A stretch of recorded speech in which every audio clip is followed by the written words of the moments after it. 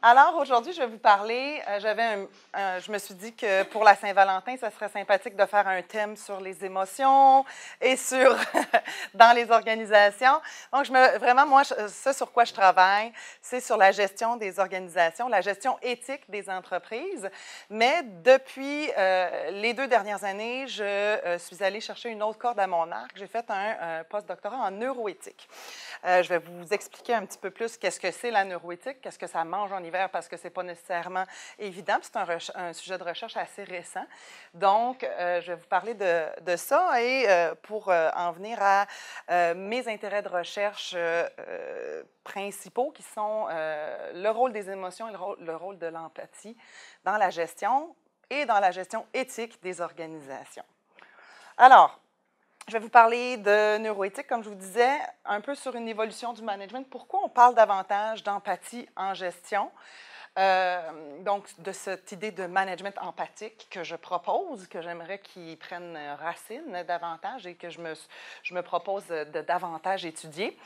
Et on va essayer de terminer cette présentation-là sur le développement de l'empathie, si c'est quelque chose qui est même possible. Donc, on va tenter d'en discuter ensemble. Qu'est-ce que c'est exactement la neuroéthique? Moi, j'ai donc travaillé depuis 2 ans à l'Institut de recherche clinique de Montréal, qui est un centre de recherche fondamental où ils trouvent des médicaments contre le cancer et des laboratoires. Tous les laboratoires ont des souris, sauf le nôtre. On est le seul centre ou unité de recherche qualitative, donc à l'IRCM, qui est un centre de recherche à la base qui était en bioéthique et qui a été transformé depuis 10 ans en un centre de recherche en neuroéthique. Qu'est-ce que c'est exactement la neuroéthique? La neuroéthique, il y a 2 aspects principaux à ce domaine de recherche. C'est un champ qui est vraiment à la frontière entre les neurosciences et l'éthique, qui vise à analyser et discuter les effets du développement des neurosciences et des nouvelles technologies en neurosciences, des nouvelles neurotechnologies et de l'imagerie médicale en neurosciences sur différents aspects de la vie humaine. Il y a donc 2 grandes thématiques dans ce domaine de recherche-là. Premièrement, il y a l'éthique des neurosciences. Et là, on n'est pas encore dans le domaine des organisations, mais on est vraiment dans ce qui est la neuroéthique, qui est un domaine de recherche qui existe depuis à peu près 15 ans. Qui est vraiment une branche de la bioéthique à la base. Okay? Et donc, d'une part, il y a l'éthique des neurosciences qui aborde des enjeux éthiques qui sont liés au développement de la recherche et des applications cliniques des neurosciences, comme on va réfléchir, par exemple, dans ce domaine-là, sur les enjeux éthiques liés à la détermination de la mort cérébrale, à l'utilisation des techniques de neuroimagerie ou même de la neurochirurgie, quels sont les enjeux éthiques qui sont liés à ça, et d'autres nouveautés comme l'utilisation de médicaments pour améliorer les performances neurocognitives des individus. De mon côté, moi, à l'Institut de recherche clinique, je me suis intéressée avec mon background en management à l'éthique des neurosciences organisationnelles, puisqu'on parle davantage de comme il y a beaucoup plus, il y a des ponts qui se font entre les neurosciences et les théories et la gestion des organisations. Et donc, je vais vous donner quelques exemples de recherche dans ce domaine-là aussi après. L'autre perspective, finalement, sous-domaine de recherche en neuroéthique, c'est la neuroscience de l'éthique, qui est peut-être quelque chose que vous connaissez davantage, qui là, vraiment, le but, c'est d'intégrer les résultats de recherche en neurosciences afin de mieux éclairer notre compréhension du comportement, de la prise de décision éthique, non pas dans les organisations, puisque ça, c'est mon bac, que c'est ce que j'essaye de faire, mais bon, de façon générale, on essaye de réfléchir, par exemple, sur la neuroscience du raisonnement moral, des comportements aussi éthiques ou non au niveau sociétal, et différents processus émotionnels, dont l'empathie. De mon côté, justement, je me suis intéressée à la neuroscience de l'éthique, mais appliquée au domaine organisationnel. On est en train de travailler, justement, mon directeur de recherche et moi, que vous ne voyez pas là, en bas, là, mais à proposer justement un nouveau domaine de recherche à l'intersection de la neuroéthique, qui est issue de la bioéthique, et plutôt de la réflexion sur la théorie et l'éthique dans les organisations en proposant une neuroéthique organisationnelle. Et on est en train de travailler justement sur un livre pour proposer ce nouvel champ de recherche-là. Lorsqu'on réfléchit à ce premier aspect-là, qui était l'éthique des neurosciences organisationnelles, bien, je m'intéresse à quels sont les enjeux éthiques de la commercialisation des neurosciences, par exemple, les enjeux éthiques qui sont liés au neuromarketing, les enjeux éthiques, par exemple, liés au neuroleadership, si c'est quelque chose qui existe même. Donc, dans une perspective éthique, mais aussi critique. Donc, je suis intéressée par ces sujets-là, mais je suis aussi critique. Je suis soucieuse de vraiment tenter d'aller chercher les enjeux éthiques qui sont liés à ces domaines de recherche-là. Et aussi, par exemple, à l'utilisation, qui est quelque chose qui est de plus en plus commun dans certaines industries, dans certaines organisations, l'utilisation de médicaments pour améliorer la performance cognitive ou même la vigilance des employés. Vous savez que, par exemple, dans l'industrie du camionnage longue distance, on a maintenant des camionneurs qui prennent des médicaments pour moins dormir, qui étaient à la base utilisés dans l'armée, surtout l'armée américaine, pour permettre des périodes de combat prolongées, par exemple. Mais donc là, ça commence à être appliqué dans certaines organisations et ça amène évidemment un lot d'enjeux éthiques, de consentement, de coercition, de responsabilité organisationnelle que je ne vais pas aborder aujourd'hui, mais bon, qui sont très intéressants à étudier. L'autre pendant là, de la neuroscience de l'éthique organisationnelle, bien là, il y a différentes recherches qui émergent depuis, je dirais, les 5 dernières années, comme par exemple, comment on est capable de mieux comprendre le leadership éthique dans les organisations en comprenant mieux comment le cerveau fonctionne chez ces grands leaders, chez des leaders qu'on va appeler éthique, on va observer le comportement et donc on va étudier leur fonctionnement de leur cerveau, la neuroscience du jugement moral, la neuroscience de la prise de décision éthique dans les entreprises, la neuroscience de l'intelligence émotionnelle et les impacts que ça peut avoir dans les entreprises, la neuroscience de la prise de risque et finalement, mon sujet d'intérêt principal, c'est la neuroscience de l'empathie et ses conséquences pour la gestion des organisations. Alors, pourquoi je m'intéresse au sujet de l'empathie et pourquoi je veux proposer cette idée de management empathique? Premièrement, le management, moi, je serai prochainement professeure de management à HEC, donc j'enseigne des cours de management, mais aussi des cours de management éthique. Le management, l'objectif, on peut en faire une définition vraiment très globale, là. Le management, on peut définir ça comme la pratique, l'art ou la science qui vise à assurer la coopération des membres de l'organisation vers un but commun. Okay? Donc, c'est cette idée de coopérer ensemble, de travailler ensemble pour atteindre des objectifs. Il existe plusieurs processus de management, puis plusieurs façons de le voir. J'en ai mis un très classique, cette idée du PODC en management, la planification, l'organisation du travail, la direction et le contrôle. Moi, ce dont je veux davantage parler, c'est cette fonction de direction des personnes. Donc, l'idée de gérer non pas des structures, des budgets, etc., mais de gérer des gens. Donc, de cette idée de relationnel, de la prise de décision, impliquant aussi les enjeux d'autorité, de légitimité et des habiletés de direction qui sont importantes à détenir pour les gestionnaires.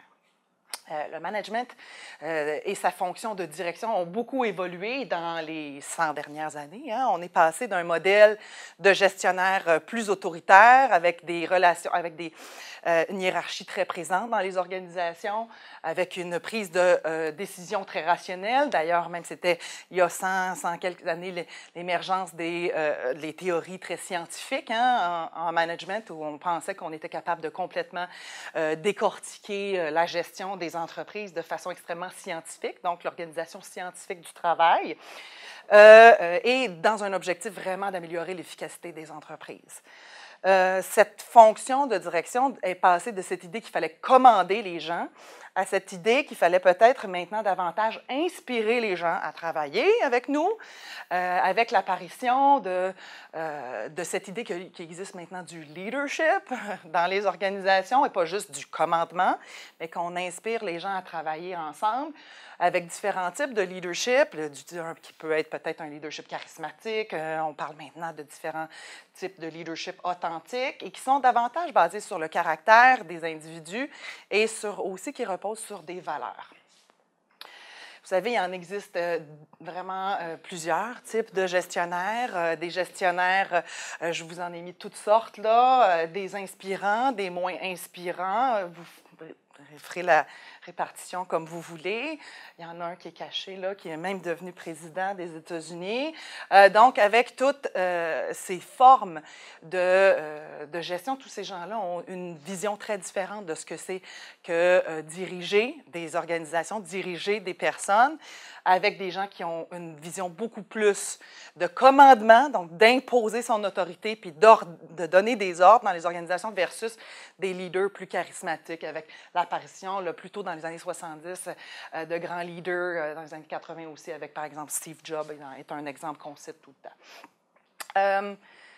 Donc, cette idée que maintenant, la direction des personnes repose davantage sur cette idée de leadership. Il faut dire que dans les 2 dernières décennies, il y a eu l'apparition de plusieurs scandales dans le milieu des affaires, des scandales financiers ou à connotation davantage éthique, qui ont vraiment favorisé l'apparition d'un nouveau courant dans la direction des personnes, peut-être une approche davantage d'un leadership authentique, comme je vous mentionnais, avec une idée qu'il faut créer des relations avec ses employés qui sont portés par des gestionnaires qui ne sont pas froids, mais des gestionnaires qui ont du cœur, qui sont plus authentiques, qui sont aussi basés sur des valeurs et qui créent de la proximité avec leurs employés. Ça crée ça de nouveaux modes de gestion. On parle maintenant de la gestion consultative, de la gestion participative, de la gestion démocratique, de la gestion de proximité. Et on voit émerger des nouvelles habiletés de direction. Maintenant, les dirigeants, on ne leur demande plus d'être seulement des dirigeants, mais d'être des coachs, de coacher, d'inspirer, d'être des leaders pour leurs employés. Et c'est dans cette perspective-là que l'empathie en gestion prend un peu plus de place. Il y a certaines personnes qui pensent qu'on est revenu à une vision davantage traditionnelle peut-être de la gestion, une vision plus paternaliste. Je pense qu'au contraire, c'est une approche plus humaine. Moi, je pense plus humaniste de la gestion qu'on demande des gestionnaires. Et c'est dans ce cadre-là que l'empathie en gestion prend son sens. Qu'est-ce que c'est l'empathie? L'empathie, c'est un concept qui vise à partager, le sens du partage des émotions des autres personnes. Donc, ça vise à comprendre et même à ressentir les émotions d'une autre personne. Ça intègre différents aspects, des aspects très physiologiques. Si vous me voyez tomber ici en avant de vous, vous allez peut-être sauter, vous allez avoir une réaction qui sera peut-être pas très, très réfléchie, là, mais qui va être très spontanée. Il y a des aspects très physiologiques, il y a des aspects émotionnels, mais aussi il y a des aspects très cognitifs, plus intellectuels dans l'empathie.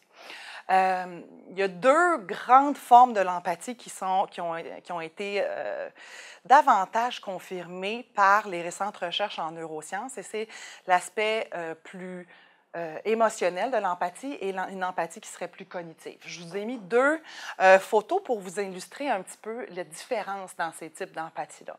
À gauche, vous avez la photo de ce petit bébé qui sourit et on ne sait pas pourquoi et à qui. On ne comprend absolument rien du contexte, mais quand on voit ce petit bébé-là, on ne peut pas s'empêcher de sourire puis on ne comprend pas pourquoi. Mais on partage un petit peu cette émotion que ce bébé-là peut ressentir. C'est vraiment une empathie qui est émotionnelle. On ne comprend rien du contexte. On ne sait pas pourquoi il sourit. On ne sait pas qu'est-ce que c'est. Mais juste de le voir comme ça, on peut partager cette émotion-là. Tandis qu'à droite, je vous ai mis cette image super troublante d'un petit garçon que vous avez sûrement vu passer à l'automne dernier, là, un petit garçon syrien qu'on voit clairement sous le choc après des bombardements en Syrie. Si vous avez vu passer cette image, vous avez probablement été tout aussi touché que moi à voir cette image-là. Pourquoi on est touché? D'une part, parce qu'en le regardant, on ne peut pas dire qu'il y a une émotion qui est très facile à comprendre. Il semble très sous le choc, mais on comprend avec l'image, on comprend le contexte, on sait qu'il y a la guerre en Syrie, on comprend que c'est un petit garçon qui est très petit, qui semble seul, et c'est tout ce contexte-là qui va nous faire ressentir une émotion d'empathie et même éventuellement de compassion envers ce petit enfant-là. Et ça, c'est vraiment quelque chose qui est davantage cognitif. C'est pas aussi... Bon, il y a une partie dans cette photo-là qui est spontanée. Hein? On voit cette image-là, oh, ça nous trouble, mais il y a aussi cette idée de comprendre qu'est-ce qui se passe. Je suis capable d'essayer de m'imaginer, malgré que je n'ai jamais vécu la guerre, merci, mais d'essayer de m'imaginer qu'est-ce que c'est que de vivre ce moment extrêmement difficile. Et donc, cet effort-là volontaire de se mettre à la place de quelqu'un d'autre et de comprendre le contexte dans lequel il évolue, c'est une empathie qui est davantage cognitive. À quoi ça sert l'empathie? L'empathie, de façon générale, pas nécessairement dans la gestion, l'empathie, c'est donc une expérience qui est en partie spontanée, en partie volontaire, un peu. Donc, il y a un aspect, malgré que ce soit extrêmement rapide, cette empathie cognitive-là, c'est quelque chose qui est un peu plus, en anglais, on dit top-down. Donc, tandis que l'aspect plus émotionnel est beaucoup plus quelque chose de bottom-up qui remonte. Alors, ces deux aspects-là de l'empathie, pourquoi c'est important? Et d'ailleurs, le phénomène complexe de l'empathie chez les humains est vraiment cette combinaison de ces deux aspects-là. Pourquoi c'est important? Parce que ça nous donne accès aux émotions des autres personnes. Bon, pourquoi c'est important d'avoir accès aux émotions des autres personnes?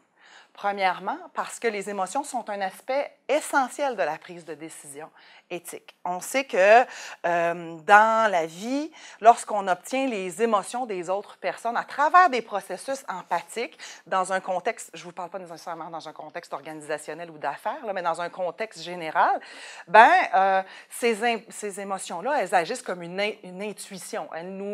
Elles sont converties dans notre cerveau comme une intuition.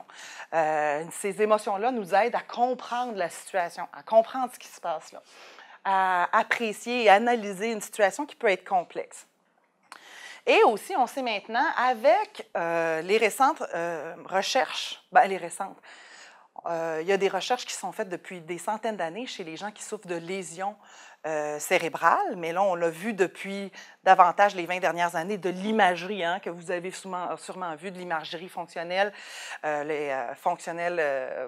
la résonance magnétique fonctionnelle, là, qui permet de voir des images de comment le cerveau fonctionne dans certains contextes. Et on sait donc maintenant, avec les recherches en neurosciences, que les patients qui souffrent de lésions du cortex préfrontal ont des facultés de raisonnement rationnel, mais aussi de gérer les émotions, les leurs, et de comprendre celles des autres ensemble. Donc, ils ont une diminution de ces deux aspects-là ensemble. Et donc, les hypothèses qui sont posées maintenant par les chercheurs en neurosciences, c'est que les émotions sont nécessaires à la prise de décision et l'analyse rationnelle des situations. Ce qui est très intéressant, puisqu'avant, on disait, bon, il y a les émotions d'un côté, puis pour prendre des décisions rationnelles, il faut regarder ça de façon froide et laisser nos émotions un petit peu de côté. Mais il semble que finalement, les émotions ont un rôle essentiel à jouer dans la prise de décision et dans le comportement des individus. On le sait ça parce qu'on a étudié depuis plusieurs centaines d'années, comme je vous disais, des cas de personnes comme ce fameux, je ne sais pas si vous connaissez, ce fameux Phineas Gage, qui était un travailleur ferroviaire en 1820-30, là, dans ce coin-là, et qui a survécu miraculeusement à cet accident qui a reçu une barre de métal qui lui a transpercé le cerveau et qui a survécu à ça. Et ça, c'est un cas d'école maintenant, puisqu'il y en a très peu de gens qui peuvent survivre à des genres de lésions cérébrales comme ça. Mais ce fut un cas extrêmement intéressant, puisqu'il a surtout le lobe préfrontal droite qui avait été affecté dans ce traumatisme crânien-là. Et ça a énormément changé son comportement avant et après son traumatisme. Avant, c'était un homme très, très travaillant, très responsable, un homme de famille, très gentil. Tout le monde le décrivait comme étant un homme super doux et gentil. Et après son accident, il est devenu impulsif, antisociable, narcissique, batailleur, donc, et joueur, désinhibé, s'est mis à boire. Bref, il y a toutes sortes d'histoires sur cet homme-là, et on se dit, qu'est-ce qui s'est passé là? Et c'était surtout cette idée que pour pouvoir reconnaître, pour pouvoir faire preuve d'empathie, pour pouvoir reconnaître les émotions des autres, il semble qu'il faut qu'on soit capable de comprendre nos propres émotions aussi. Et donc, que lorsqu'on a des lésions dans le cortex, par exemple, préfrontal, qui sont aussi le siège, finalement, du processus des émotions dans notre cerveau, bien, lorsqu'on n'est pas capable de même lorsqu'il y a une diminution des processus émotionnels chez les personnes, bien, ils ne sont pas capables non plus de reconnaître les émotions des autres personnes. Donc, dans un processus d'empathie. Donc, vraiment de nommer les émotions. Ils ne sont plus capables de dire, bon, ben elle pleure ou elle est heureuse. Ils ne sont pas capables de reconnaître ça. Alors,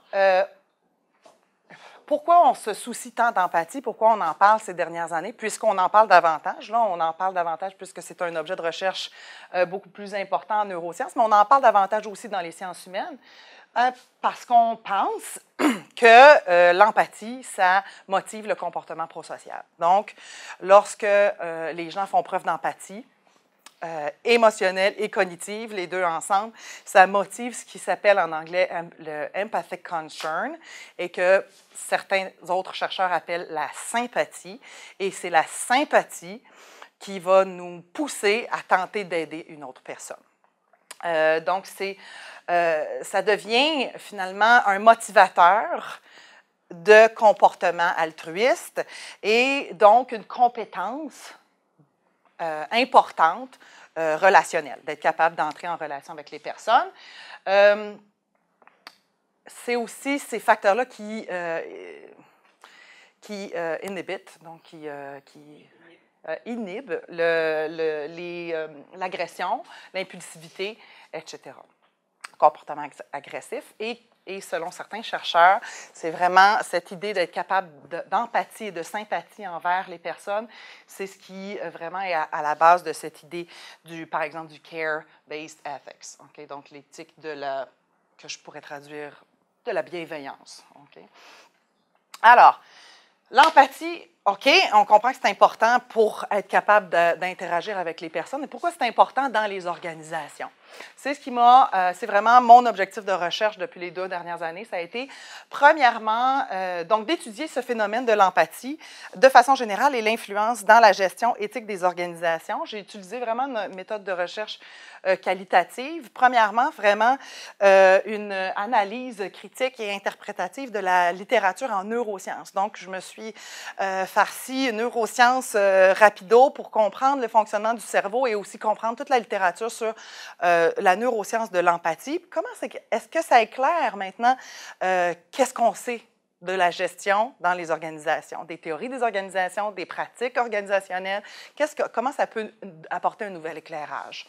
Ça, c'est donc dans une perspective très, très interdisciplinaire, là, puisque je ne veux pas faire l'apologie d'une perspective très naturaliste de l'éthique, ni de l'éthique des affaires, mais d'une approche vraiment interdisciplinaire du phénomène. Donc, il y a un papier qu'on a écrit qui fait le lien entre la philo, les recherches en psychologie cognitive, les recherches en neurosciences et les recherches en théorie des organisations et en éthique organisationnelle pour tenter d'arriver avec comment les neurosciences nous apportent quelque chose de plus. Mais comme je vous dis, les neurosciences ne vont pas révolutionner complètement notre compréhension de l'éthique et du comportement des personnes. Du moins, je ne le pense pas. Alors, donc, c'était vraiment mon premier objectif. Et mon deuxième objectif, c'était vraiment de voir avec une méthode de recherche qualitative en utilisant des entrevues. J'ai fait des entrevues avec des dirigeants pour les questionner sur qu'est-ce que c'est pour eux l'empathie, quel est pour eux le rôle des émotions dans la gestion de leurs équipes. Et donc, on a réalisé à date 25 entrevues avec des gestionnaires de différents niveaux. La recherche est presque terminée, et donc je vous présente quelques résultats de recherche qui sont encore, comme je vous dis, encore quelques entrevues à réaliser, mais c'est des résultats que je peux commencer à donner.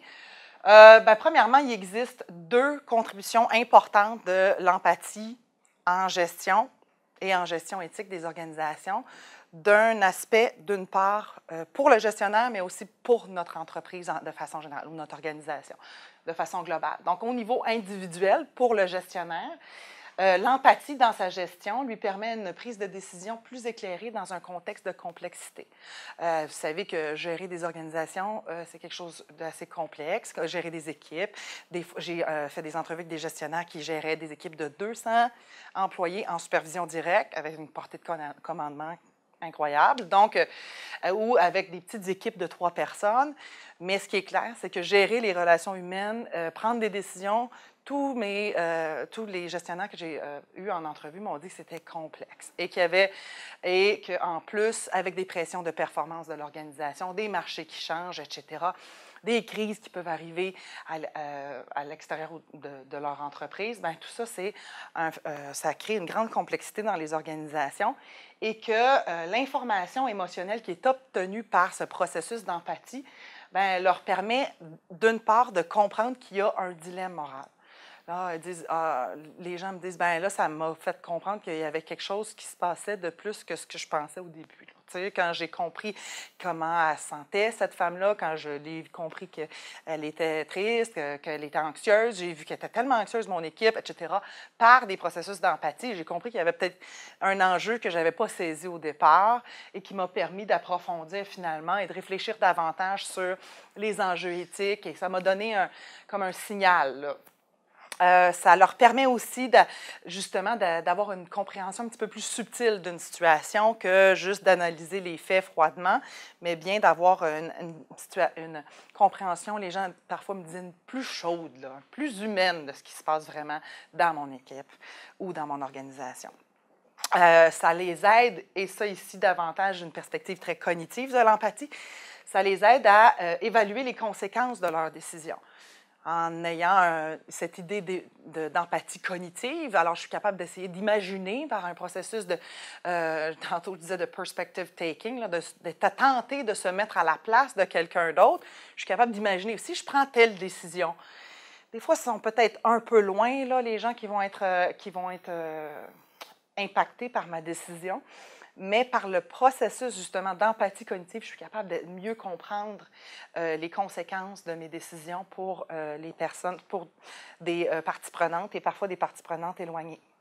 Par contre, ce qui est intéressant à noter, c'est qu'il semble exister un effet à double tranchant dans la mesure où les gestionnaires nous font aussi part d'un effet difficile à l'empathie. D'une part, parce qu'ils me disent c'est très utile et j'aime me définir, parfois certains me disent j'aime me définir comme un gestionnaire empathique, mais c'est émotionnellement drainant. Donc, on dirait que je suis épuisée de réfléchir et des fois, je me mets à la place de mes employés, puis on dirait qu'ils portent parfois les problèmes de leur équipe. Donc, ça peut induire, d'une part, à un genre d'épuisement émotionnel que d'être trop dans l'empathie. Ce qui est intéressant, c'est que l'empathie, et je ne l'ai pas mentionné tantôt, c'est quelque chose c'est un phénomène qui est centré sur l'autre. Hein? Si je suis empathique avec madame, avec une situation qu'elle vit, qu'elle me raconte, mais ça ne se passe pas à moi, ce n'est pas ma situation, ce n'est pas ma situation émotionnelle à moi, c'est la vôtre, mais je suis capable de comprendre que ce n'est pas moi qui vis ça là, en ce moment-là. Mais parfois, en ayant comme une surcharge émotionnelle, on dirait que les problèmes se transmettent, là, puis là, finalement, le gestionnaire n'est plus capable de faire la différence entre ses problèmes puis ceux des autres. Donc, il y a cet aspect-là. Aussi, il peut avoir un effet à double tranchant sur le fait que l'empathie, trop d'empathie peut aussi mener à du favoritisme, peut mener à traiter les gens de façon partiale. Donc, il peut finalement enfreindre un principe de justice dans l'organisation. Ensuite de ça, il semble que l'empathie, non seulement ça aide à une meilleure prise de décision, une prise de décision plus éthique, mais l'empathie semble aussi être une compétence de gestion.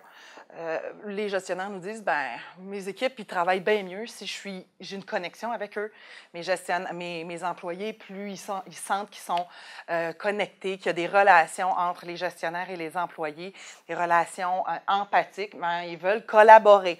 Je vous ai donné la définition de ce que c'était le management, donc viser l'idée de viser la coopération et la collaboration des membres d'une organisation vers un but commun, bien, ça semble clairement favoriser la collaboration, la coopération des personnes que de créer ces liens-là avec eux, des liens d'empathie.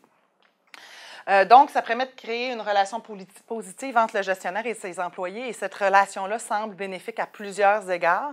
Par exemple, elle favorise la confiance, elle favorise l'engagement des personnes au travail, la mobilisation, donc le fait qu'ils sont plus mobilisés, la stabilité des équipes. On a des équipes qui sont plus stables avec des gestionnaires qui créent des familles. Les gens ils disent, bien, ils ont eu des opportunités de travail ailleurs, ils ont pensé, il y en a même qui ont dit qu'ils auraient voulu aller dans une autre entreprise, avoir une promotion, etc., mais ils restent avec moi parce qu'on a cette relation importante entre eux et moi. Et donc, il y a comme une stabilité des équipes qui est créée par cette gestion empathique-là, une loyauté envers le gestionnaire et aussi même l'organisation.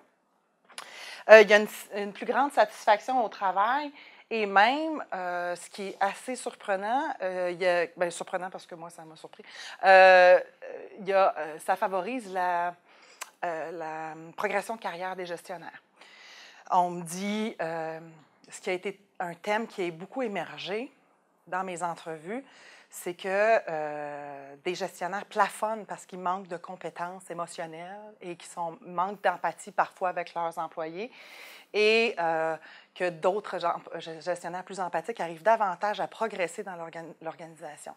Ça me surprend, puis ça me surprend pas. Ça me surprend parce que je ne pensais pas que j'aurais ce type de données-là dans mes entrevues, mais ce qui ne me surprend pas, c'est qu'on sait, par exemple, en management, que les gestionnaires sont habituellement embauchés sur leur base, sur leurs compétences techniques à partir d'un CV et d'entrevues, etc. Donc, on les embauche pour leurs compétences techniques, mais ensuite, on les promeut dans l'organisation sur la base de leurs compétences sociales. Donc, ça fait du sens avec ce qu'on sait dans le domaine du management des organisations et des équipes, mais je ne l'avais pas vu venir en termes à ce niveau pour l'empathie, donc c'était très intéressant de voir cette confirmation-là.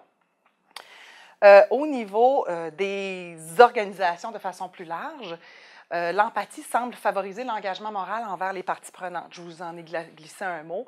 Les gestionnaires plus empathiques sont davantage mobilisés et engagés à prendre des décisions qui vont être moins difficiles pour leurs parties prenantes et surtout moins difficiles pour leurs parties prenantes éloignées. Ce qui est habituellement une des limites de l'empathie, c'est la distance. Il y a plusieurs facteurs qui favorisent l'empathie, la proximité, la reconnaissance des personnes. On sait très bien que, par exemple, les recherches en neurosciences ont montré, par exemple, si on favorise toujours les gens qui nous ressemblent. Donc, on a une meilleure... pas qui nous ressemblent tant, mais qui ont même la même couleur de peau que nous. Donc, il y a des biais cognitifs qui sont inhérents à l'empathie. Et ça, c'est l'empathie très émotionnelle et spontanée. Mais l'empathie cognitive permet d'aller au-delà des limites de cette empathie sur laquelle on n'a pas beaucoup de contrôle, là, et qui est parfois un peu empreinte de biais. Mais cette empathie plus cognitive, plus volontaire, c'est presque une attitude que de vouloir comprendre ce que l'autre ressent, de vouloir se mettre à sa place, donc peut vraiment favoriser l'engagement envers les parties prenantes plus loin et aussi l'empathie et aussi le comportement éthique envers les autres parties prenantes des organisations. On nous disait aussi que, et ça c'est assez intéressant, que ouais, dans une organisation où le management empathique est valorisé et favorisé, c'est quelque chose qui, bien, il y a une culture qui vient avec ça. Ça fait place à une culture plus humaniste dans les organisations. Ça contribue à rendre le milieu des affaires moins froid. Les gens disent, ah, mais moi, je ne veux pas travailler dans une entreprise froide, je suis gestionnaire, je gère des humains, j'aime cette relation-là, et dans mon entreprise, c'est quelque chose qui est valorisé, et il y a, presque une culture qui porte ces attitudes ou ces compétences de gestion-là liées à l'empathie. Et finalement, il semble même que l'empathie soit un élément essentiel de l'efficacité organisationnelle, puisqu'elle facilite la coopération entre les membres de l'organisation. Elle améliore l'efficacité des organisations de façon très purement générale et stratégique. Donc, ça améliore le travail d'équipe, ça contribue à un leadership plus efficace des dirigeants. Et donc, il semble avoir que du bien, à part certaines limites dont je vous ai parlé, mais il y a beaucoup de points positifs, il semble, à l'empathie dans les organisations. Et pourtant, l'empathie, ce n'est pas vraiment une qualité qu'on associe d'emblée aux gens du milieu des affaires. Hein.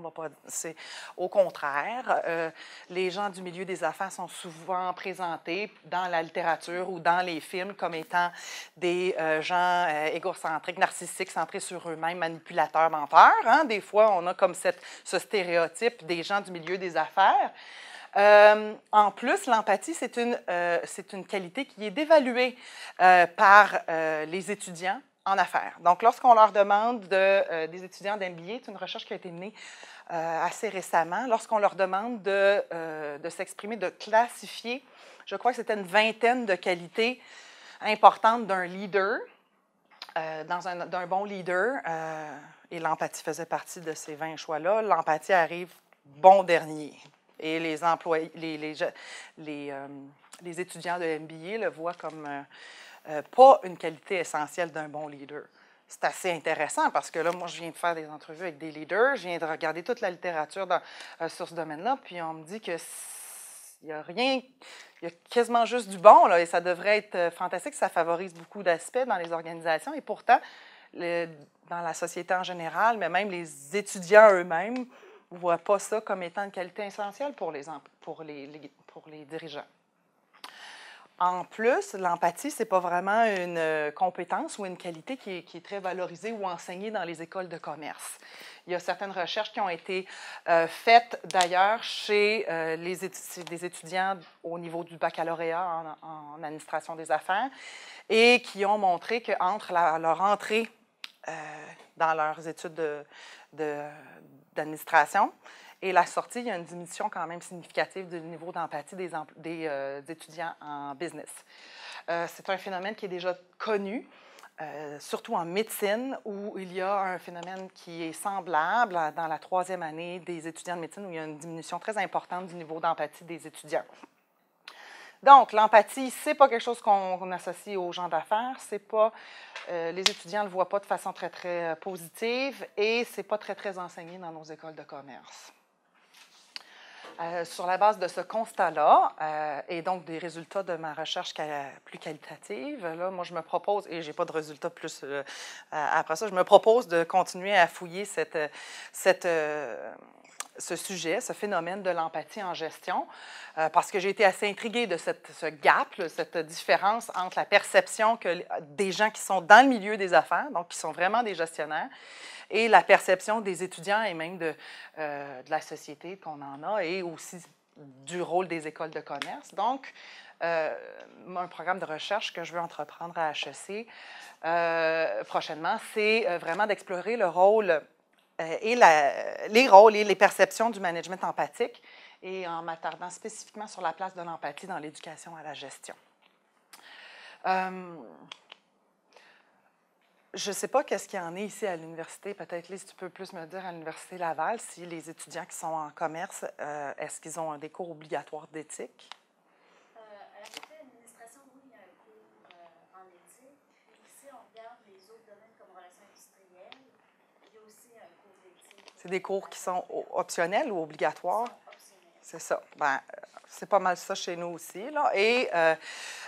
Mais il y a de plus en plus d'universités où les cours en éthique organisationnelle sont obligatoires, par exemple à l'UQAM, par exemple dans plusieurs universités, même aussi des universités américaines. Maintenant, certaines accréditations qui regardent finalement ce qui est fait dans les écoles de commerce et qui donnent leur sceau pour les programmes, surtout les programmes de MBA. Donc, ces accréditations sont très importantes pour les universités. Bien, demandent de plus en plus des cours obligatoires en éthique organisationnelle. Mais il semble qu'encore la grande majorité des étudiants qui sortent des écoles de commerce n'ont pas été vraiment sensibilisés aux questions d'éthique dans les organisations et pas non plus à cette idée d'empathie dans les entreprises, en gestion. Je reviens, Isabelle. Et il y a aussi, par exemple, des cours en intelligence émotionnelle, c'est des choses qui sont toutes optionnelles. C'est la même chose aussi en santé. Oui, aussi.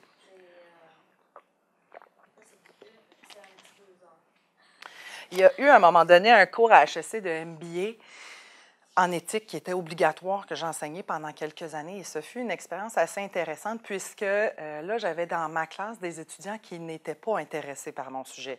C'est plus difficile pour le prof, c'est plus difficile pour les évaluations du cours, mais c'est plus intéressant en termes de contribution. Là, j'ai des gens qui sont purs en finance derrière leur ordinateur qui ne veulent pas être là, mais qui veulent la note. Donc, et là, je me dis peut-être que je suis davantage capable de il y a un petit aspect missionnaire, là, mais donc il y a comme mais il y a, au moins, je me dis qu'il y a, au lieu de prêcher à des gens qui sont convaincus, j'adore ça, c'est ce que je fais, j'enseigne des cours d'éthique qui sont optionnels, mais c'est des étudiants qui sont des gens qui sont super militants et contents et très engagés, là, tu sais. Donc, des fois, il y a cette idée de prêcher vraiment à des gens qui sont déjà convaincus de notre sujet versus à des gens qu'il faut aller chercher davantage. Qu'est-ce que tu voulais demander? C'est juste que, par exemple, j'ai été correctrice pour des cours à la Polytechnique. Je sais qu'à la Polytechnique et à l'EPS, comme aux ingénieurs, il y avait des cours obligatoires d'éthique, mais il y avait aussi des cours obligatoires d'intelligence émotionnelle, de communication, relations humaines, etc. Mais je pense qu'à l'époque, le lien ne se faisait pas encore entre l'éthique et ces compétences-là. Puis je me demandais juste si tu savais si le lien se faisait maintenant ou si c'était encore cloisonné, tu sais, comme l'éthique complètement, en étant un sujet complètement différent aux compétences relationnelles. C'est un bon lien à faire parce que, par exemple, dans les écoles de commerce, souvent, tout ce qui est intelligence émotionnelle, compétences émotionnelles, ça fait partie de psychologie au travail, donc les psychologues du travail. Et qui ne sont pas nécessairement en lien beaucoup avec les gens d'éthique ou de responsabilité sociale ou même de gestion générale, de management, à part lorsqu'on parle de déviance. Là, on dit, eux, ils sont là, ils étudient les gens qui sont déviants en organisation, puis nous, on essaie de comprendre les conséquences, puis les enjeux, etc. Là, on dirait qu'il y a un petit peu plus, mais malgré que, en tout cas, je n'ai pas vu tout ce qui se passe dans toutes les universités, mais je pense que ce lien-là ne se fait pas nécessairement encore. Pour ce qui est de la Polytechnique, le cours, je pense qu'il n'est pas encore maintenant, il n'est plus obligatoire, le cours d'éthique. Il faudrait que je demande à mon collègue, Johan Gunsberger, qui travaille maintenant, qui est étudiant au doctorat à HEC et qui est ingénieur, qui se préoccupe de la formation des ingénieurs en matière d'éthique. Donc, son terrain est vraiment à la Polytechnique. Donc, il y a, je pourrais essayer de voir avec lui, mais vraiment, donc, cette idée que cette perception-là, elle n'est pas la même dans le milieu des affaires que dans le milieu des universitaires et surtout chez nos étudiants. Et ce qui m'intéresse aussi, c'est de voir quand ces étudiants-là qui n'ont pas une perception très positive de l'empathie comme étant une compétence de gestion, puis là, après, ils arrivent dans le milieu des affaires, puis là, ils deviennent gestionnaires. Qu'est-ce qui se passe avec ces gestionnaires-là? Est-ce qu'ils frappent un mur? Parce que là, tout d'un coup, ils voient qu'il leur manque certaines compétences plus relationnelles, plus sociales pour bien gérer leurs équipes. J'en ai vu dans mes entrevues certains, et d'ailleurs, c'est quelque chose que j'aimerais creuser un petit peu plus. C'est pour ça que j'ai continué à faire des entrevues, parce qu'il y avait cet aspect de jeune versus gestionnaire plus expérimenté, plus d'expérience, que tout d'un coup s'est mis à faire un petit peu plus, à être un thème qui émergeait, avec des plus jeunes qui me disaient faut que je me. Avec des. Là, c'est pas du verbatim, là, mais c'est à peu près. il faut que je me prouve, là, puis il faut que je sors, je viens juste d'être engagée, il faut que je me prouve au niveau de la performance, là, puis les émotions, là, je n'ai pas le temps. Donc, il faut que je sois capable de prouver que je suis un gestionnaire performant, etc., puis je veux progresser dans ma carrière. Donc, ils ont un discours très différent que des gestionnaires d'expérience, même des gestionnaires seniors qui, eux, me parlent juste du rôle des émotions. C'est ça qui a fait leur carrière, c'est ça qui font qu'ils sont heureux au travail, etc. Donc, on a comme un différent discours aussi. Et j'ai une entrevue qui m'a vraiment marquée avec une gestionnaire qui m'a dit que là, où elle était, une gestionnaire dans la trentaine, qui m'a dit que là, son problème, c'était ça. Parce qu'elle a surfé sur de la grosse performance pendant longtemps. Puis là, elle n'a pas de promotion, puis elle s'est fait dire par son patron que la raison qu'elle n'avait pas de promotion, c'était parce qu'elle n'était pas bonne comme relationnellement avec ses employés, puis que ses employés ne l'aimaient pas. Fait que là, elle dit fait que ça a l'air qu'il faut que je travaille ça, et qu'elle s'est pris un coach pour essayer de mieux gérer ces aspects-là de son travail. Donc, c'est ce qui m'intéresse de davantage pousser, d'étudier davantage avec un devis de recherche quantitatif, là, de voir justement, en allant étudier, sonder, non pas seulement des gens du milieu des affaires, mais aussi d'autres étudiants, puis aussi des profs. Ce qui m'intéresse, c'est d'aller voir qu'est-ce qu'on leur dit à ces étudiants-là pour qu'ils considèrent, pour qu'ils diminuent leur empathie à travers leurs études. Qu'est-ce qu'ils reçoivent comme message? Bon, je m'en doute un peu parce que ce qu'on reçoit comme message principal quand on fait, parce que je l'ai fait moi-même, là, j'ai un bac en business aussi, là, donc le message qu'on reçoit, c'est que c'est pas vraiment de faire beaucoup de place à ses émotions, c'est que les émotions nous nuisent comme dans la prise de décision rationnelle et qui nous apportent des biais, etc. Ce qui c'est parfois vrai, mais qui est parfois qui nous coupe aussi d'informations très importantes aussi. Je reviens à votre question, ça ne sera pas trop long, je vais finir ça, puisqu'après ça, j'aborderai un autre aspect après. Et donc, mon objectif avec ce nouveau projet de recherche-là, c'est vraiment de davantage rechercher ces différences dans cette perception, comment on est capable d'améliorer l'enseignement, le curriculum, le cursus des étudiants en business. Et aussi, là, je commence à m'intéresser, et je ne sais pas comment je vais le rentrer là-dedans, mais comme je disais à Lise tantôt, je m'intéresse aussi à ceux qui n'en ont pas du tout d'empathie, c'est-à-dire les gens, les psychopathes dans le milieu des affaires, puisqu'ils sont surreprésentés dans ce milieu-là, malheureusement. Donc, qu'est-ce que je peux vous... Je voudrais savoir comment vous expliquez qu'il y ait justement une diminution de l'empathie après 3 ans de médecine. Bon, dans la... Vous parlez de business, puis ouais. Mais en médecine spécifiquement... Alors, les recherches de OJAT, H-O-J-A-T, là, j'ai mis la référence dans la présentation, mais je pourrais envoyer les références là-dessus, ont montré qu'à partir de la 3e année, il y a une diminution de l'empathie qui est très significative chez les étudiants en médecine. Et l'hypothèse qui avait été posée, c'était que c'est à partir de la 3e année que les étudiants commencent à avoir des stages et donc ils commencent à être en contact avec des patients. Donc, et donc, à aller dans un milieu hospitalier, dans des cliniques, etc., et a commencé à suivre davantage sous forme souvent de l'accompagnement. Là, ils deviennent comme buddy là, de quelqu'un, ils suivent un professionnel de santé et ils sont davantage témoins. Ils ont des compétences plus techniques qu'ils ont apprises pendant quelques années. Et là, tout d'un coup, ils tombent dans un milieu où ils font face à de la détresse émotionnelle, des gens qui meurent, des familles, des gens qui se font annoncer qu'ils ont un cancer. Et ils sont très bousculés dans leurs émotions. Ils sont très bouleversés par ça. Et ils ne sont pas équipés pour faire face à cette charge émotive. C'est pas vraiment ça qu'on leur a montré là, dans les années précédentes dans leur curriculum. Et donc, comme ils ne savent pas comment gérer ces émotions-là, les leurs et celles des autres, ben ils se créent une carapace. Ils se distancent, ils créent une distance entre les patients et eux pour se protéger. Donc, ça serait vraiment, dans le cas des étudiants de médecine, un mécanisme de survie, un mécanisme de défense des étudiants qui ne sont pas outillés à faire face à cette charge émotive-là dans leur milieu de travail. Tandis que dans le milieu des affaires, ça n'a pas été étudié le pourquoi il y aurait ce phénomène-là. c'est pour ça que je suis intéressée à consulter là, et à mieux étudier cette perception-là de l'empathie chez les étudiants, mais aussi chez ceux qui leur enseignent, parce qu'il y a quelque chose qu'on doit leur dire ou leur faire pendant 3 ans qui font qu'ils ont une perception négative même de l'empathie comme compétence de gestion. Oui. Je me suis, ça va être super rapide, là, mais justement, par rapport à ça, votre hypothèse, est-ce que ça a un lien au fait que peut-être que justement ceux qui enseignent, mettons en business, seraient peut-être moins sur le terrain, donc ça pourrait être une des hypothèses. C'est pas tant moins sur le terrain que le discours ambiant, c'est un discours ultra rationnel, là, ultra académique, technique, les cours de relations. Il y a un cours habituellement dans tous les cursus assez classiques là, de psychologie au travail.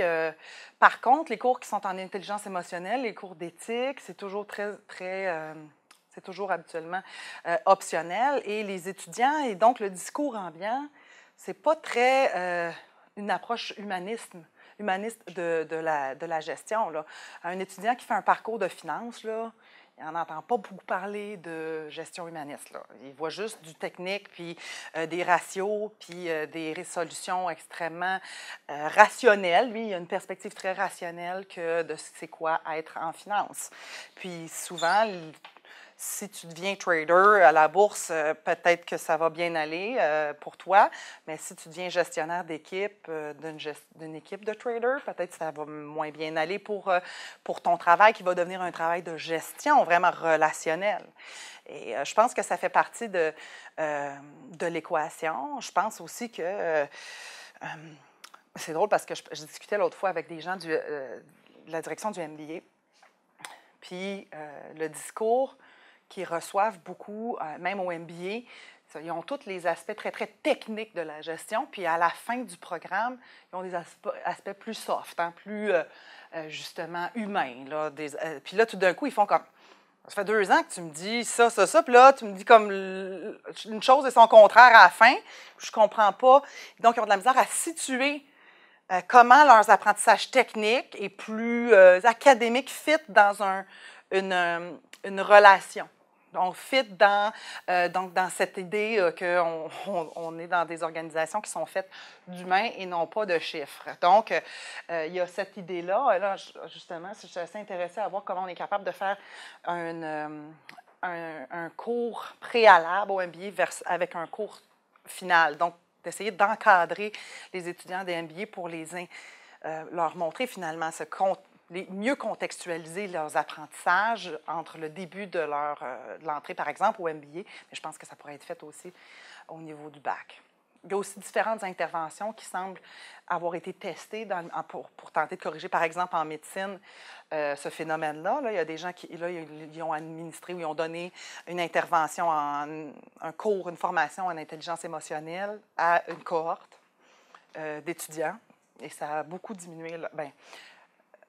ça a été statistiquement significatif pour contrer la diminution de l'empathie chez ces étudiants-là qui étaient plus outillés justement à faire face à des difficultés émotionnelles liées à leur milieu de travail après.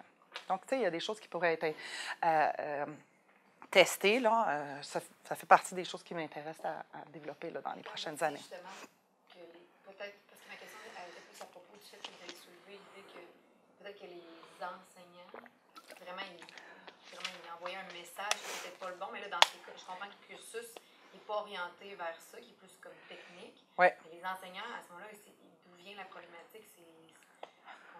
Les enseignants, ils poussent le cursus qu'on leur a demandé de faire, mais c'est aussi que les enseignants ne sont pas tous convaincus de ça, là, en gestion. Là. Les enseignants, même que je dirais que il y en a moins qui sont intéressés par ces aspects-là. Donc, eux aussi font partie de cette idée qu'il y a un discours ambiant dans les universités, du moins, là, je parle des écoles de commerce, qui ne semble pas favoriser un discours humaniste de la gestion, de façon générale, là, sans parler d'empathie, mais vraiment une approche humaniste de la gestion.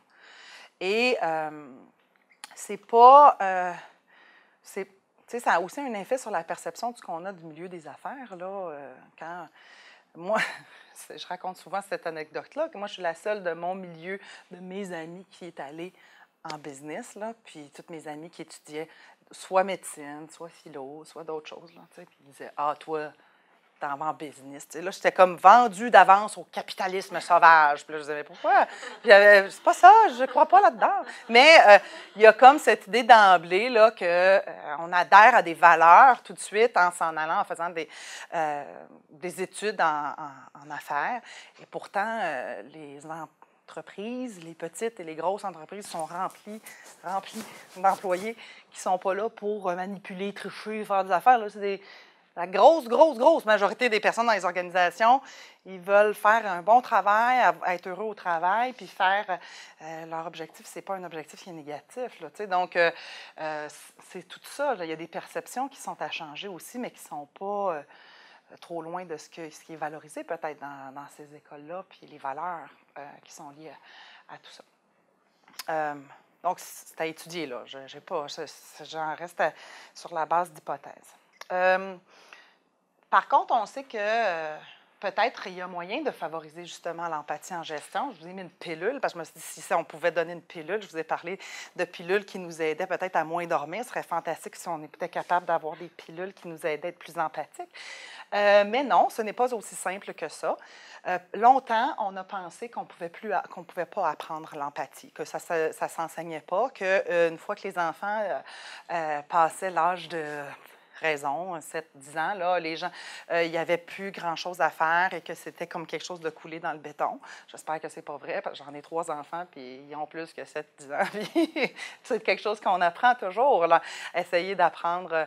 Il y en a qui l'ont plus naturel que d'autres. Hein? Il y a des gens qui ont une base différente que d'autres. Tu vois, il y a différentes sensibilités. Mais les études plus récentes là, en neurosciences nous montrent que le phénomène de neuroplasticité, c'est-à-dire que notre cerveau change. Avant, on pensait qu'après l'enfance, l'adolescence, c'était fini. Là, notre cerveau était... il n'y avait plus vraiment grand-chose à faire avec ça. Tandis qu'on sait maintenant que ce n'est pas vrai, que notre cerveau il change tout au long de notre vie et même pendant la période plus âgée. Donc, le cerveau se développe tout au long de la vie. Maintenant, il existe un certain consensus sur le fait que l'empathie, surtout l'aspect cognitif de l'empathie dont je vous ai parlé tantôt, peut s'enseigner. D'ailleurs, c'est ça que je mentionnais tantôt, on sait que les psychopathes sont capables d'empathie. On sait qu'une des caractéristiques principales des psychopathes, c'est qu'ils n'ont pas d'empathie envers les autres personnes. Mais maintenant, ce qu'on sait, c'est qu'ils n'ont pas d'empathie émotionnelle. Ils ne ressentent pas les émotions des autres. Par contre, ils sont capables de les comprendre. Ils sont capables de comprendre de façon cognitive, ils sont capables de réfléchir au fait que les autres ont des émotions, ils sont capables de les reconnaître. Le problème, c'est qu'ils s'en foutent, mais par contre, ils ne sont pas dénués d'une compétence de compréhension des émotions des autres personnes. Comme ils s'en foutent, le problème, c'est que ça devient dangereux, c'est qu'ils peuvent utiliser ces émotions-là pour manipuler les autres personnes.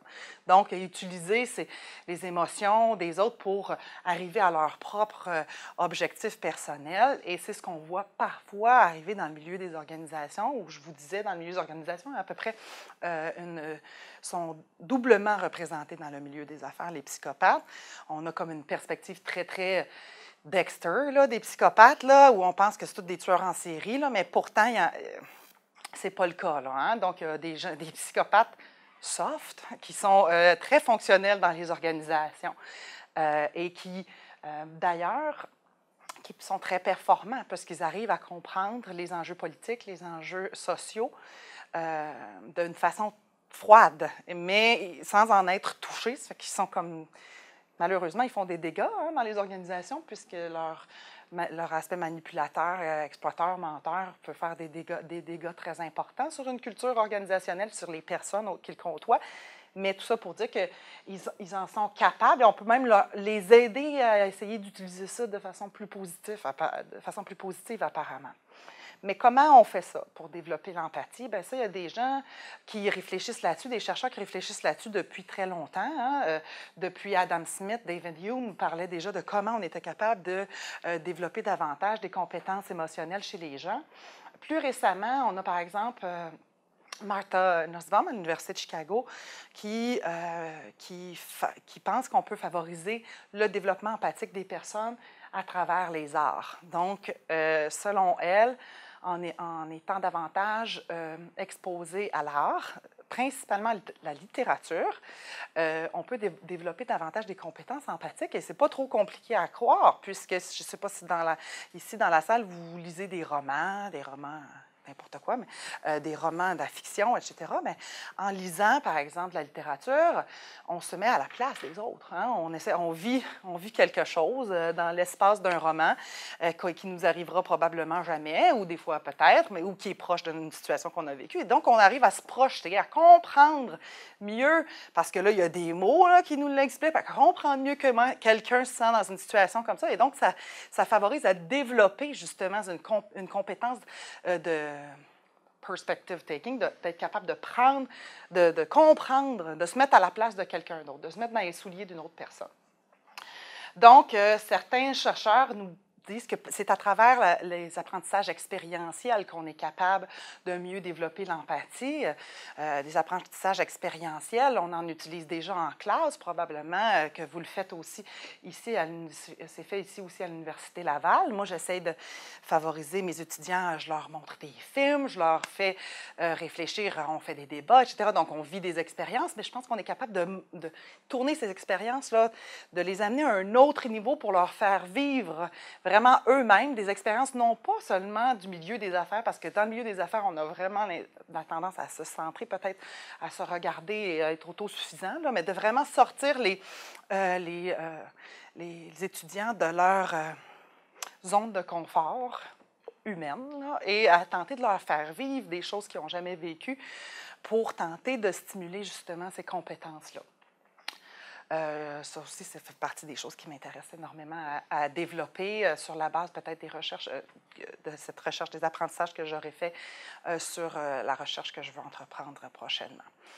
Donc voilà, c'est un peu ce que je voulais vous raconter aujourd'hui sur l'empathie. Si vous avez d'autres questions, je ne sais pas, je suis rendue à combien de temps, à peu près, je pense pas mal là. Donc, si vous avez d'autres questions sur ça, ben, ça me fera plaisir d'y répondre. Oui?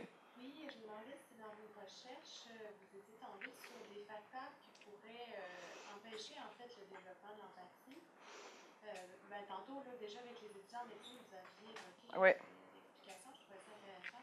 Je me demandais peut-être si vous auriez vu une piste dans on pourrait dire, le champ, le domaine des dissonances cognitives ou émotives que les employés peuvent vivre au travail. Oui. Et qui, peut-être, justement, encore là, par mécanisme de protection, pourrait les amener à diminuer leur antipathie ou je ne sais trop. Ben, alors, en neurosciences, là, on sait que, par exemple, il y a différents facteurs qui favorisent l'empathie. Okay? Donc, différents facteurs, je vous en ai nominé plusieurs tantôt, comme la proximité, la ressemblance, le fait d'être capable de projeter. Par exemple, je vais mieux comprendre l'émotion d'une autre personne si je l'ai moi-même vécue une fois dans ma vie.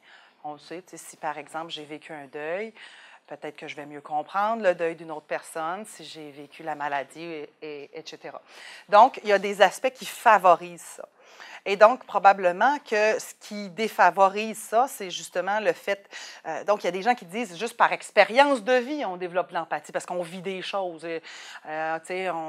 C'est comme quand on fait l'expérience, c'est comme quand on voit dans le milieu des affaires des gens qui étaient en finance. Je veux dire, tout d'un coup, ils changent toute leur vie, puis là, ils deviennent des gens moines bouddhistes. Là, tu dis qu'est-ce qui s'est passé là, mais il y a comme, au-delà d'un phénomène d'épiphanie, il y a comme une expérience de vie qui s'est passée là, et puis qu'on dit, bon, bien, il y a quelque chose, donc par le fait de l'expérience, puis d'une réflexion, peut-être d'une quête de sens, etc., ça s'est passé. On sait que, par exemple, il y a plusieurs troubles de personnalité qui sont associés à des déficits en empathie, le trouble, par exemple, du spectre de l'autisme, la psychopathie, le trouble de personnalité narcissique, le trouble de personnalité antisociale. Donc, il y a différents troubles qui font que les gens ont un déficit dans l'empathie. Je pense que tout ce qui a été prouvé, c'est que si on est capable de reconnaître l'autre personne, c'est drôle parce qu'on avait un chercheur la semaine dernière qui nous expliquait que l'empathie, c'est vraiment ça partait d'une personne et ça s'étendait au groupe. et ils ont fait des recherches sur les dons de charité.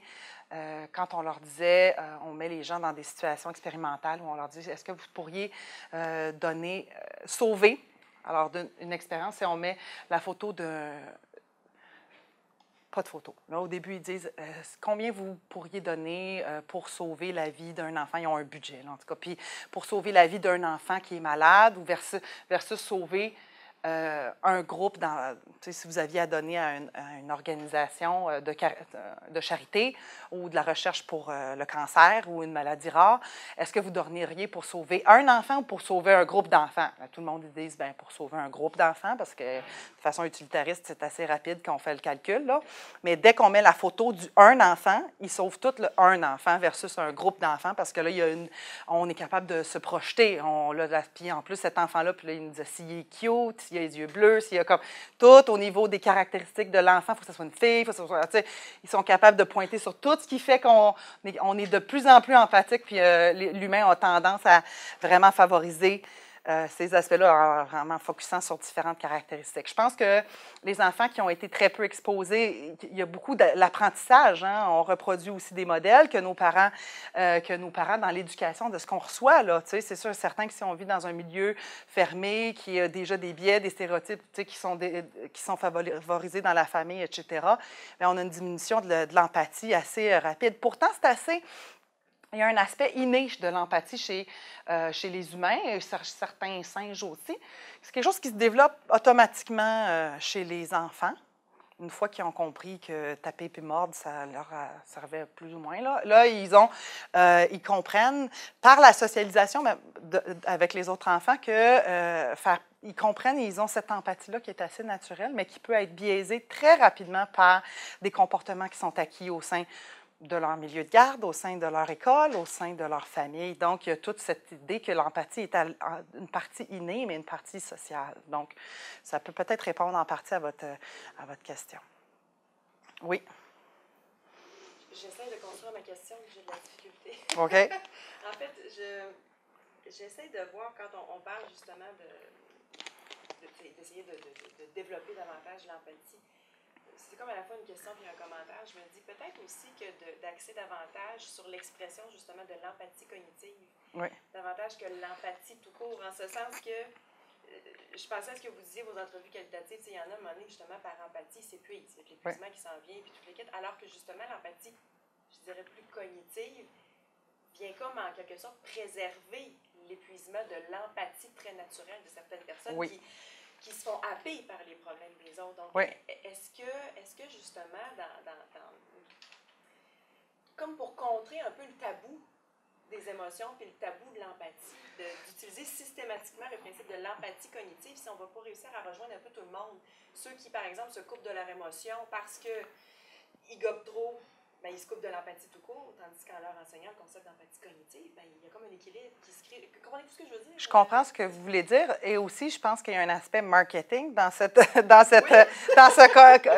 comment on est capable de convaincre des personnes que ce sujet-là est important. Voilà. Je pense que c'est un bon point. C'est très difficile, l'enseignement de l'empathie, le développement de l'empathie. C'est beaucoup plus au niveau de l'empathie cognitive où on peut faire quelque chose que versus sur l'empathie émotionnelle où c'est quelque chose qui est plus inné, plus spontané.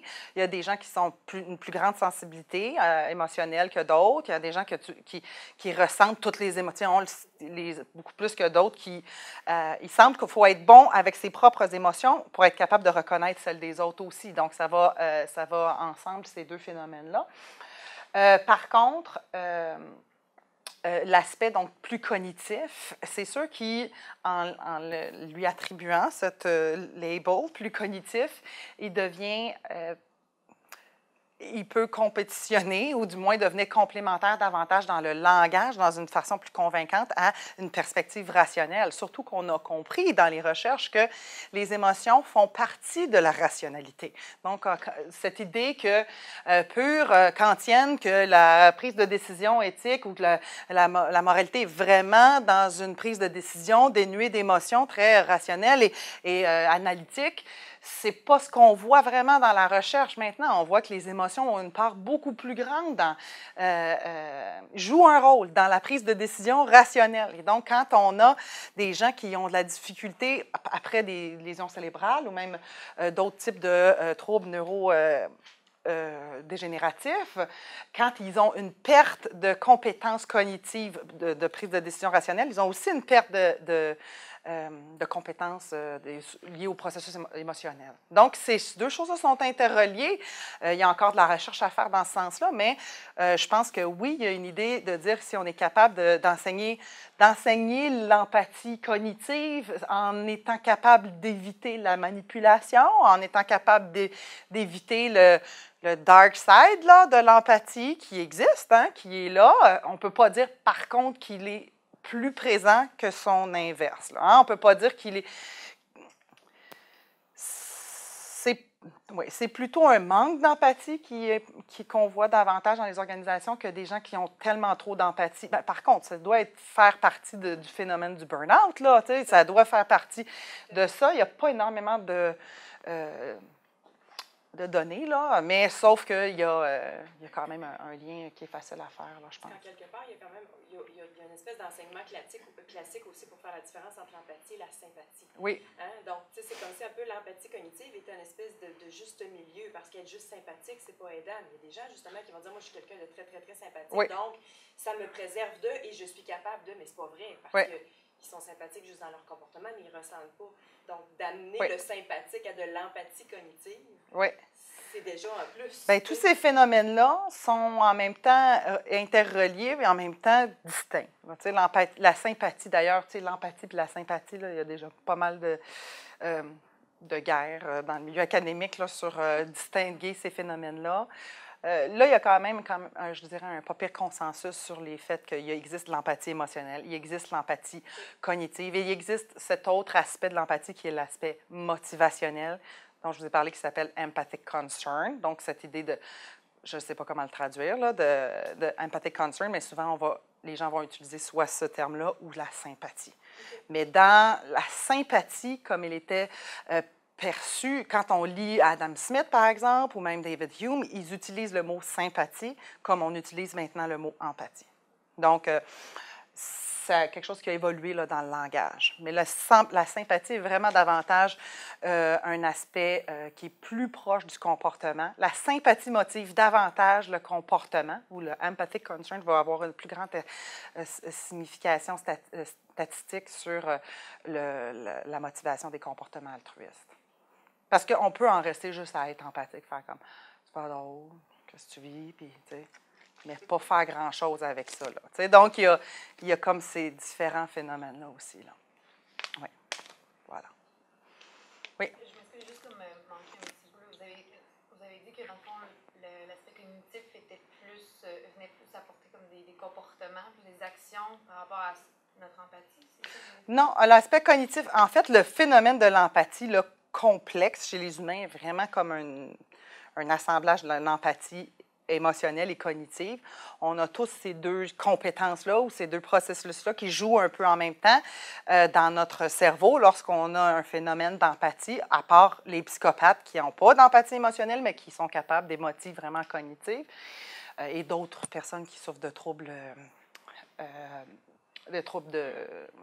psychologiques. Là. Donc, mais on a le phénomène, ce phénomène-là, c'est deux phénomène d'empathie émotionnelle et cognitive interreliés qui créent le phénomène de l'empathic concern, qui est la sympathie qui nous force qui nous pousse à agir ou à aider.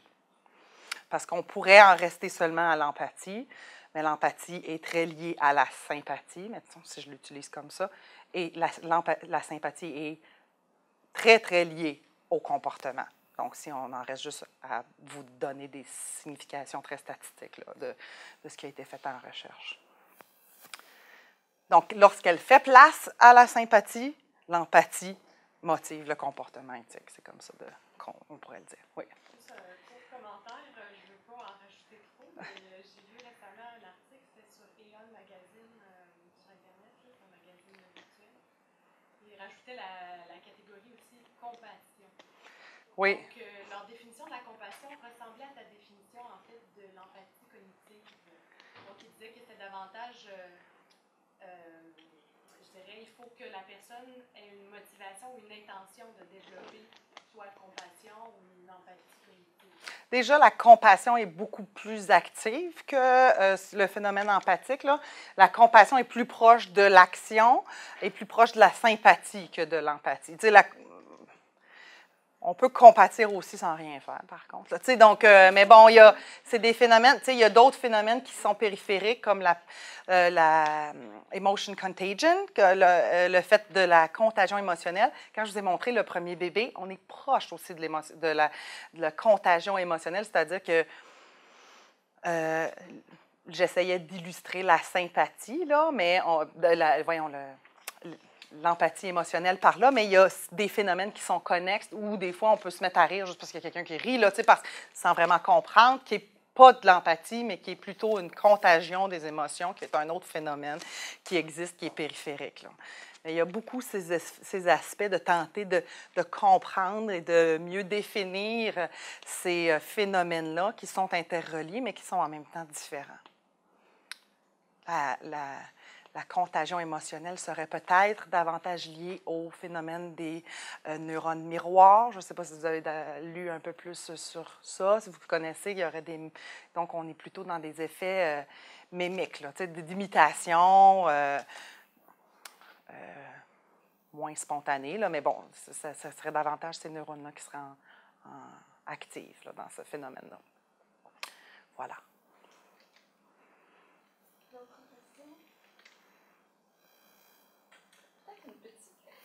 J'avais lu à un moment donné au sujet de Rules of Empathy. Je ne sais pas si ça vous dit quelque chose. C'est une organisation, c'est américain, mais il y en a au Canada aussi. Et ça consiste dans les écoles primaires. Ils font l'exercice d'amener périodiquement un petit bébé, puis tous les enfants se mettent autour, puis là, ils le regardent, puis ils essayent de dire qu'est-ce qu'il peut bien penser. OK. Qu'est-ce que vous pensez de ça? Puis c'est pour développer l'empathie. Bien, c'est intéressant. Ça vient rejoindre ce que je disais tantôt sur l'apprentissage expérientiel, là, comment on est capable de, justement, de faire vivre aux étudiants, bien là, c'est un exemple, là, quelque chose qui va les faire cheminer au niveau et de réfléchir sur un concept qu'on tente d'illustrer, mais aussi de leur faire vivre l'émotion pour tenter qu'ils développent un aspect déclencheur chez eux. Je ne connaissais pas ça. Je vais le prendre en note. Le Rules of Empathy. Ben, je vais le prendre en note. Je vais regarder ça. Là, parce que j'imagine que ça se développe par l'entraînement, quelque part, cette compétence. La compétence plus cognitive, oui, mais même la compétence émotionnelle, parce que, tu sais, j'ai un petit laboratoire chez nous et finalement, on le voit là, rapidement. J'ai mon bébé un petit peu plus que 18 mois. Et puis, si, mettons, une de mes grandes filles pleurait à côté de lui récemment, c'était comme ça ne dérangeait rien. Et là, pouf, tout d'un coup, du jour au lendemain, il dit... Pleure, ma soeur. Et là, il parle de ça, puis là, il va lui donner un câlin. Là, il y a quelque chose qui s'est passé entre le 18 mois et le 2 ans, où là, tout d'un coup, on comprend l'émotion, puis on essaie de faire quelque chose à propos de ça. Et donc, cette idée d'entraînement, oui, parce qu'aussi, on va leur dire « Ah, t'as fait ça. » Tu sais, on leur dit aux enfants, c'est comme ça qu'on leur enseigne. On leur dit « T'as fait ça, tu vois, qu'est-ce que ça fait? » Puis là, on les aide à mettre des mots et à comprendre l'émotion, etc., lorsqu'on leur enseigne. On pensait qu'une fois qu'on leur avait enseigné jusqu'à quelques années, c'était fini, cette histoire-là. Mais peut-être qu'on est capable d'enseigner davantage. Tu sais, j'enseigne l'éthique là, dans les affaires. Des fois, je vais expliquer c'est quoi un conflit d'intérêts. Et les gens font « Ah, je ne savais pas c'était ça que j'avais à mon travail, là, je n'avais pas vu ça. » Puis là, je suis là « Ah, juste de mettre des mots, là, d'un coup, ils sont là « Ah, là, je comprends mieux ce que j'ai vécu, puis ce dilemme, puis ça, j'étais là. » Voilà, tu sais, juste de nommer des choses, d'expliquer. Et là, tout d'un coup, ils les reconnaissent. Dans leur milieu de travail, ils voient davantage, sont plus à l'écoute de ce parce qu'ils ont... Bon, fait que je me dis, il y a peut-être... bon, là, ça, c'était un autre exemple sur, justement, d'autres enjeux éthiques, là, des conflits d'intérêts, par exemple. Mais peut-être que, justement, si on explicite davantage des choses, on a l'impression qu'on prend beaucoup de choses pour acquis, comme les étudiants qui savent ça, tu sais, ils savent tout ça, ces choses-là. Et peut-être qu'il y a... il y a des choses, des rattrapages dans certains cas, et peut-être qu'on peut contribuer un petit peu à l'université. Du moins, c'est encourageant parce qu'il semble qu'on peut. Donc, Il y a aussi un livre, Jérémy Ripken, je oui. pense que tu connais, Culture Ouais. de l'empathie. Ouais. Alors, il avait fait comme un manifeste pour contre la capitalisation à outrance, etc. Oui. Donc, si vous voulez... Nicholas Rose aussi travaille aussi sur ça, un peu sur des sujets connexes. Et puis, tu sais, ça fait de plus en plus... bon, il y avait sur l'altruisme aussi, on a notre... Comment il s'appelle?